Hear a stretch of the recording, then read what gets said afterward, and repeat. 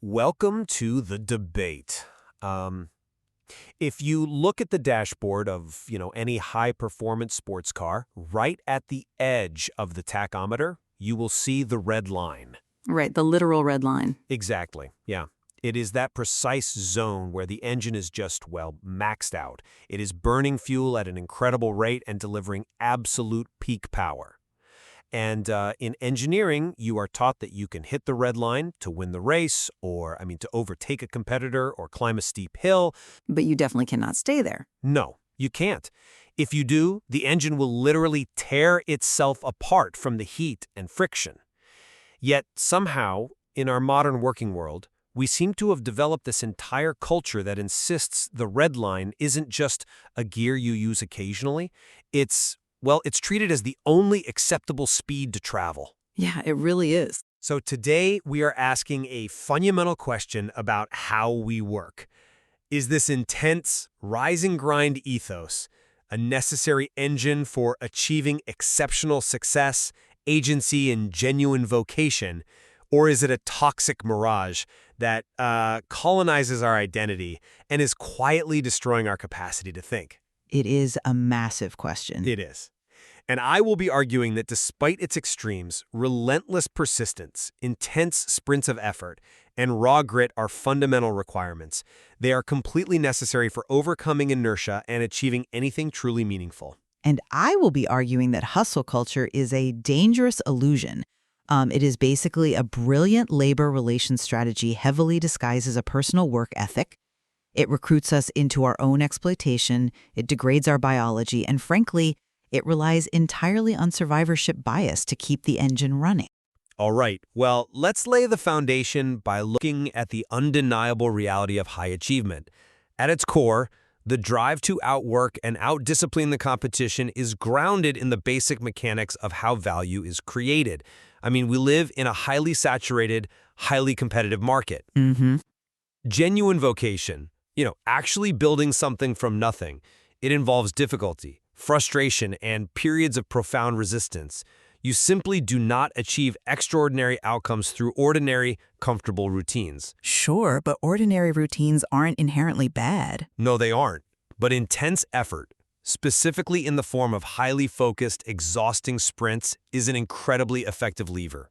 For individuals looking to build value and exercise true agency in their lives, adopting a mindset of relentless grit isn't just a motivational fluff you see on social media. It is the practical requirement for achieving escape velocity in any major endeavor.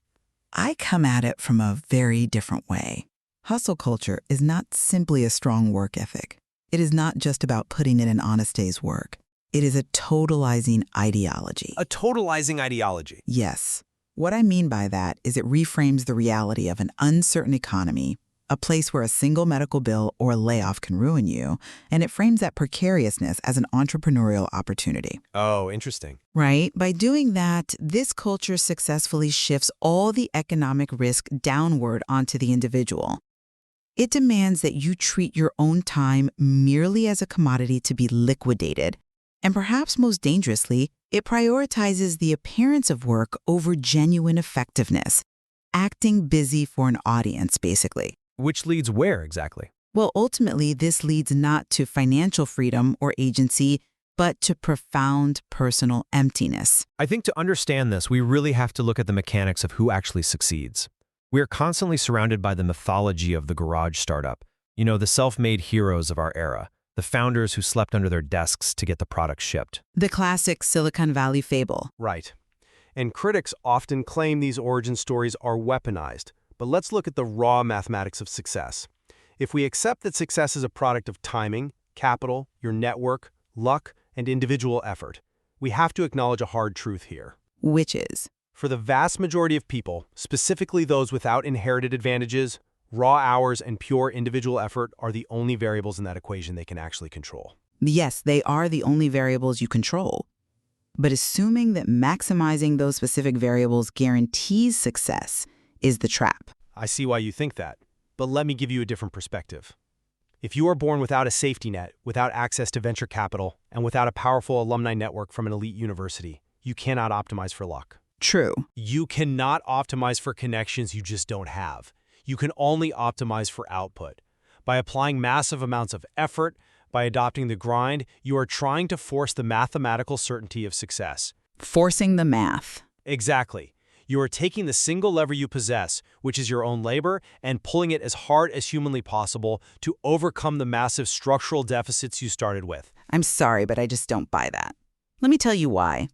What you are describing is textbook survivorship bias. It is taking a winning lottery ticket and selling it to the public as a reliable financial strategy. A lottery ticket? Come on, it's hard work. But it is a lottery. Hustle culture selects a tiny fraction of winners.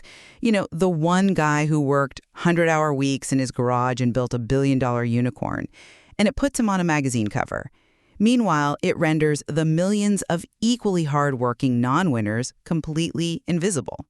Okay, but We don't see the massive, silent graveyard of failed startups built by people who sacrificed just as much sleep, who grinded just as hard, but didn't hit the right market timing. doesn't highlighting those exceptions prove that the mechanism of hard work at least functions? I mean, if the lever didn't work at all, we wouldn't have those winners. No, it proves that the mechanism of hard work is a baseline requirement, not a guarantee.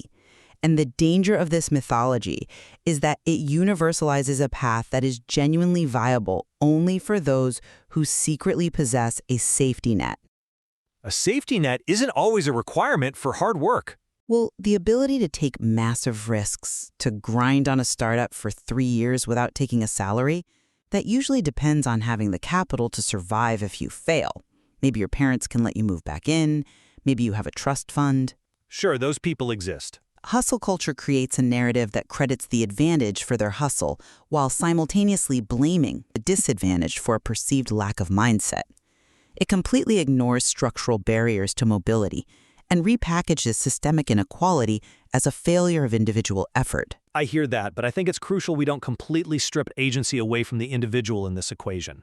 Even if we concede that structural advantages play a massive role, the individual who lacks them still has no better alternative than outworking the competition. It's a bleak alternative, though. maybe.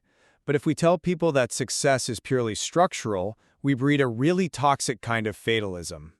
The ethos of the grind at least provides a framework for action.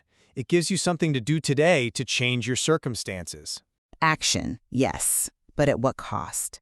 I mean, if you are listening to this while answering emails at 11 p.m. on a Sunday, you probably feel like you're getting ahead. But let's look at the biological reality.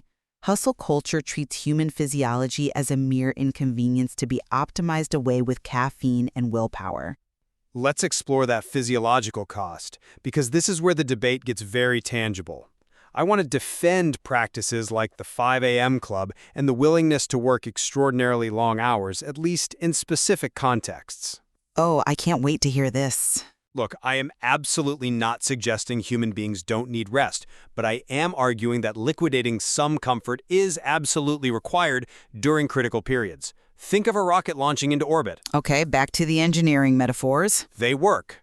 A rocket burns the vast majority of its massive fuel payload in the first few minutes just to break the pull of gravity. In business or creative work, hitting escape velocity during a product launch, or pushing through a period of severe resistance, it requires sacrificing standard sleep and leisure. You're calling sleep a standard comfort now. I'm saying you cannot maintain perfect work-life balance while trying to defy gravity. It is an occasionally necessary sacrifice for momentum. But the science documented in the material paints a very different picture of what happens during that sacrifice. Let's talk about the sleep tax. The sleep tax? Yeah. Sacrificing sleep is culturally treated as a moral achievement. You see people on social media bragging about running on 4 hours of sleep, as if it proves their dedication. But let's look at the biological mechanism here. Go ahead. Your prefrontal cortex is basically your brain's CEO. It is responsible for strategic judgment, emotional regulation, and high-level problem solving. When you sleep, your brain literally flushes out neurotoxins that accumulate during the day. Right, the brain cleans itself. Exactly.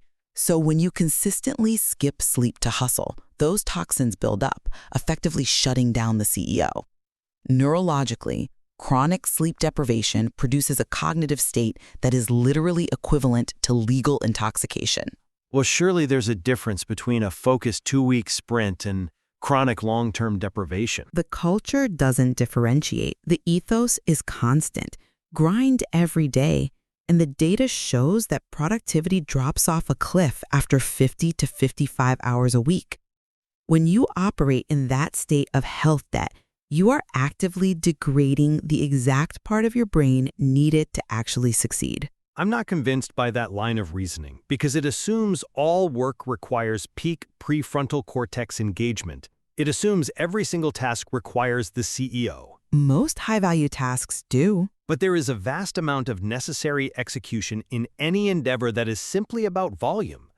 Answering the massive backlog of emails, writing the routine architecture of the code, physically packing boxes to ship a product. Okay, manual labor. Right, you don't need to be a strategic genius at hour 60 to pack boxes or clear an inbox. Sometimes you just need the intern to do the grunt work, and if you are a solo founder, you are the CEO and the intern. But that is exactly what creates the efficiency paradox. Because the brain is too tired to do the high-leverage work, the deep strategic thinking that actually moves the needle, the brain compensates by substituting real work with the mere appearance of work. The appearance of work? Yes. We start rewarding the noise of busyness. We fetishize the 5 a.m. alarms, the endless Zoom meetings, the zero inbox policies. Furthermore, working in a state of exhaustion leads to incredibly sloppy decisions. Well, mistakes happen. But they compound. Think about the coder who stays up until 3 a.m. writing 500 lines of code because they are grinding, only to spend the next 3 days fixing the bugs they introduced because they were simply too tired to see a syntax error. So you're saying they go backwards? Completely.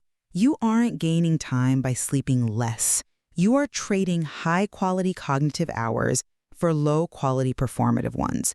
You are producing mediocre outputs from an exhausted person. That's an interesting point, though. I would frame it differently.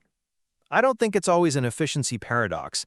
Sometimes it's about endurance and psychological conditioning. Conditioning for what? Exhaustion? The capacity to simply stay at the desk when everyone else has gone home builds resilience. It proves to yourself that you can handle friction. Yes, the cognitive quality of hour 70 might be lower than hour 10, but in terms of sheer volume, the cumulative output is still higher than the person who put their pen down right at hour 40. Is it, or does it just look like it is? The ecosystem of hustle culture is heavily performative. It is pure theater. Theater? Yes, you are performing visible effort for an audience of peers and platforms. And this constant performance doesn't just damage the brain, it damages the self. This expands from our biological limits to the profound psychological consequences of financializing every single aspect of your daily life. Let's step into that psychological space because I view this financialization quite differently. Let's look at the passion framing, the idea that doing what you love means seamlessly blending your life and your work. Oh boy. No, really, critics often call this colonization, but I see it as a modern expression of agency. If you love gardening or reading or woodworking, the ability to turn those hobbies into side hustles, to curate your life experiences as content that generates income is incredibly empowering. Empowering? Yes. Historically, labor was deeply alienated. You went to a factory, did something you hated for 8 hours, and went home to actually live. Hustle culture, for all its flaws, encourages people to integrate their authentic interests with their economic survival. It is about maximizing your unique value in the world. That's a compelling argument, but have you considered what happens to a human being when there is no longer any boundary between their market value and their personal identity? The material refers to this as identity erasure. It is essentially an eating disorder applied to time. Wow! An eating disorder applied to time. That is a very sharp, provocative way to describe it. Break down the actual mechanism there. Think about how an eating disorder works. It completely distorts your physical reflection in the mirror and ties your entire self-worth to a numerical metric like weight. Hustle culture does the exact same thing to your time and your identity. Right, so tracking output instead of calories. Exactly. Just as you might starve yourself of food, you start starving yourself of actual non-transactional joy. You measure your value strictly by the calories of output you burn that day. When you demand that leisure be treated merely as recovery for future output, you completely eliminate rest for the sake of rest. But rest is still happening. Is it? If you are reading a novel on a Sunday afternoon strictly so you can write a Twitter thread about it on Monday to build your personal brand, you aren't actually relaxing. You are mining your own free time for data. Ouch. Yeah. Hustle culture demands that relationships be viewed as networks and life experiences as content. The private sanctuary of the self is completely liquidated. The person who becomes their productivity has absolutely nothing left to fall back on when the market shifts or their body eventually breaks down. But isn't that integration exactly what allows people to escape traditional restrictive corporate structures? I mean, if I monetize my passions, if my network becomes my net worth, I am no longer beholden to a boss who can fire me on a whim. I am my own enterprise. You've just traded a middle manager for an algorithm, and the algorithm is infinitely more demanding. This brings up the massive societal consequences we have to acknowledge. Okay, like what? Look at the gig workers. They are operating 80 hours a week across multiple rideshare and delivery apps. And the marketing framing tells them they are hustling toward freedom. They are their own boss. Right. But structurally, they are performing 19th century piecework. They are providing cheap, benefit-free labor to massive platforms that profit immensely from adopting the language of entrepreneurship while providing none of the actual equity. We certainly have to acknowledge the dark side of gig economy labor mechanics. The structural protections there are deeply flawed. But what about the knowledge sector? The creators, the coaches, the independent consultants, who are genuinely building their own equity? That space operates very much like a sophisticated multi-level marketing scheme. Think about the massive podcast ecosystems, the expensive masterminds, the high-ticket coaching programs on how to be a better entrepreneur. Okay, sure. The coaching industry is booming. But the primary product being exchanged in that economy isn't actual tangible business skill. It is the identity of being a serious hustler. The people who are profiting most reliably are those selling the ideology of the grind, rather than those applying it to traditional brick-and-mortar businesses. So they're selling the dream. Yes, they are profiting off the immense societal anxiety of being left behind in a volatile economy, and they brilliantly repackage that fear as ambition. I concede that there is an entire cottage industry of grifters selling shovels in this gold rush. And I definitely won't defend the bad actors who peddle hustle as a magical cure for systemic poverty. Glad we agree on that. But let's zoom out and look at the broader societal output of the move fast and break things ethos. The sheer intensity of this work culture is precisely what has driven the most rapid technological advancement in human history. Ah, the innovation argument. It's true. The incredible volume of innovation in software, medicine, logistics, and communication over the last 20 years is a direct result of people willing to grind relentlessly.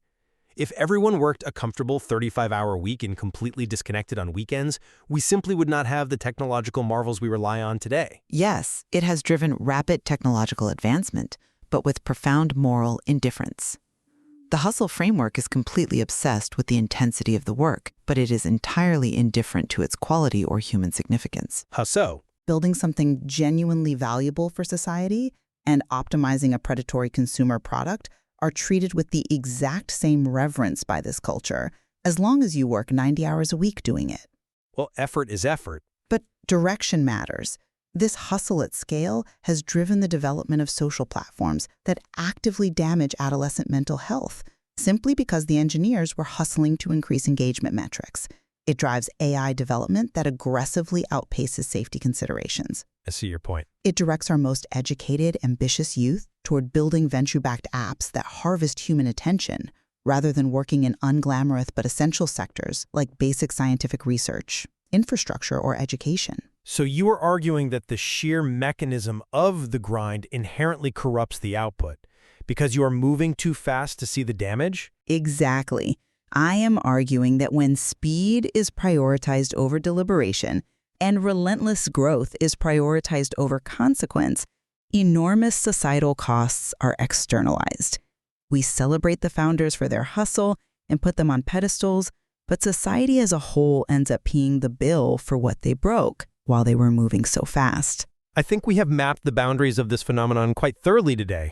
As we summarize our positions, I want to clarify exactly where I stand based on the material we've explored. Go ahead. I completely agree that treating the grind as a permanent lifestyle, a perpetual marathon of exhaustion, is a trap that leads to diminishing returns and physiological burnout. The human engine cannot stay in the red line. Right. However, completely abandoning the ethos of the hustle risks throwing the baby out with the bathwater. We risk losing the very discipline, grit, and persistence required for meaningful vocation. Overcoming the sheer friction of doing anything difficult requires massive energy. Intense, intentional sprints of effort remain a proven, necessary vehicle for extraordinary outcomes, especially for those trying to break out of their starting conditions. And I would conclude that true mastery in any field requires us to fundamentally shift from a hustle mindset to a leverage mindset. We have to prioritize deliberate effectiveness, strategic judgment, and better decision-making over raw, exhaustive hours. Leverage over hustle? Exactly. A human life is not a business to be optimized. When we sacrifice the present moment for a moving finish line that is carefully designed by the market to never actually arrive, we guarantee relational devastation and health bankruptcy. The most effective, meaningful work is rooted in a sustainable rhythm, not perpetual panic. It is clear that defining exactly where a healthy work ethic ends and a toxic ideology begins is incredibly complex. The source material we've drawn on today offers even deeper explorations into the psychological drivers of our modern obsession with work, and I highly encourage everyone listening to examine it further and see where they fall on this spectrum. Indeed. It forces us to take a hard look at the invisible water we are all swimming in and ask who actually benefits from our exhaustion. Which brings us back to that dashboard in the sports car. Hitting the red line will undeniably give you a burst of incredible power. And sometimes you absolutely need that speed to win the moment and overcome the obstacle in front of you. Sometimes. But as we sign off, the real question we are left with is this. If you keep the pedal pinned to the floor every single day, what are you actually racing toward? And what parts of your own humanity are you grinding into dust just to get there?